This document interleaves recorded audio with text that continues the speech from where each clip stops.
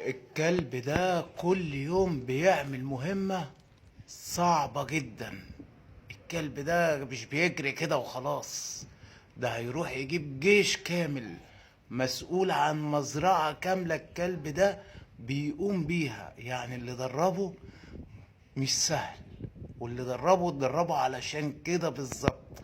بص هيروح يجيب ايه؟ مزرعة كاملة، هو مسؤول عنها، هو اللي بيبقى مراقبها رايح جاي. رايح يجيب ايه بقى؟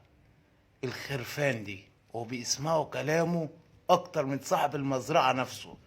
بص كده واتفرج، هتستغرب بطريقة غير متوقعة.